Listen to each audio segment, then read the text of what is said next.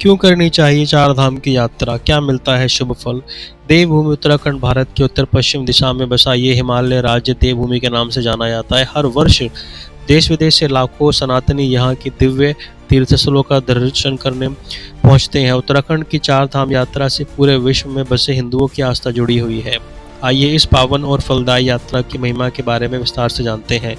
यात्रा का श्री गणेश होता है यमुनोत्री के रास्ते में पड़ने वाले श्रीनगर की धारा देवी मंदिर में मत्था टेककर। झील के बीचों बीच बने इस मंदिर के बारे में मान्यता है कि मां धारी पहाड़ी चार धामों और तीर्थ यात्रियों की रक्षा करती हैं, इसलिए यहाँ हाजिरी लगाने के बाद ही तीर्थ यात्रा के पहले पड़ाव यमुनोत्री की ओर बढ़ते हैं। यमुनोत्री धाम वो पवित्र स्थान है जहाँ यमुना नदी अवतरित हुई। ये धाम हर साल अक्षय तृतीया के दिन विधि विधान के साथ खोला जाता है और मान्यता है कि यहाँ यमुना में स्नान करने और जल ग्रहण करने से मनुष्य पाप मुक्त हो जाता है।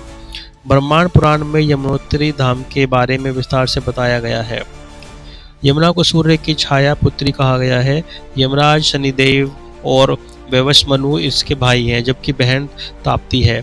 यमुना जी ने अक्षय तृतीया से कार्तिक शुक्ल पक्ष की द्वितीय तिथि एक विशेष अनुष्ठान किया था, जिसके प्रभाव से यमराज को मृत्यु के देवता और शनिदेव को दंडनायक का पद मिला।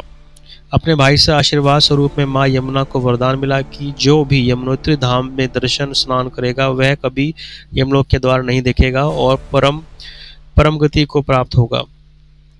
यमुनोत्री धाम मंदिर के पास एक प्राकृतिक कुंड ऐसा भी है जिसमें हमेशा गर्म पानी निकलता है, चाहे बाहर कितनी भी ठंड हो।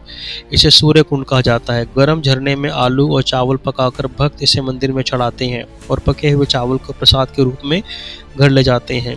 उत्तराखंड की चार धाम यात्रा का दूसरा पड़ाव गढ़वाल के गंगोत्री धाम देवी गंगा का उद्गम स्थल है। यहाँ भी एक प्राचीन मंदिर है जिसकी दिव्य आभा भक्तों के लिए सुखदायी है। नदी के उद्गम को भागीरथी कहा जाता है और देवप्रयाग के संगम पर आकलंदन मंदाकिनी और भागीरथी मिलती है तो गंगा कहलाती है।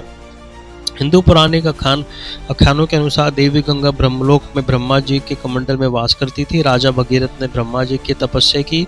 ब्रह्मा जी ने राजा भगीरथ को समझाया कि गंगा नदी यदि सीधे धरातल पर आएंगी तो गंगा का वेग तेज होगा और उससे पृथ्वी सहन नहीं कर पाएगी और प्रलय आ जाएगी। इसके लिए तुम भगवान शिव की तपस्या करो। शिव जी भागीरथी की तपस्या से प्रसन्न हुए और वरदान मांगने को कहा। भागीरथी ने अपने पूर्वजों की आत्मा को शांति के लिए मां गंगा को धरती पर लाने की प्रार्थना की।